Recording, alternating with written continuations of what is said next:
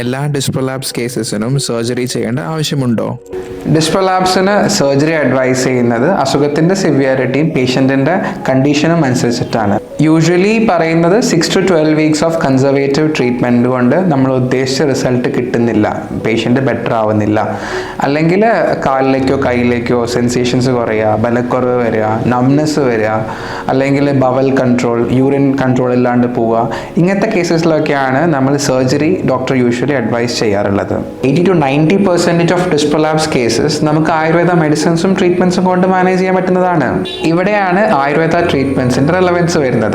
ആയുർവേദ ട്രീറ്റ്മെൻറ്റ്സും മെഡിസിൻസും കൊണ്ട് നമുക്ക് ഇൻഫ്ലമേഷൻ കുറയ്ക്കാൻ സാധിക്കും, മസിൽ സ്പാസം കുറയ്ക്കാൻ സാധിക്കും, അതിലൂടെ പേഷ്യൻറ്റിൻ്റെ പെയിൻ കുറയും and also the condition gets better. അതിനുശേഷം സ്ട്രെങ്തനിങ് ആയിട്ടുള്ള ട്രീറ്റ്മെൻറ്റ്സും സ്പെസിഫിക് ആയിട്ടുള്ള എക്സസൈസും ചെയ്തുകൊണ്ട് ഫർദർ റിക്കറൻസ് കുറയ്ക്കാനും സാധിക്കും.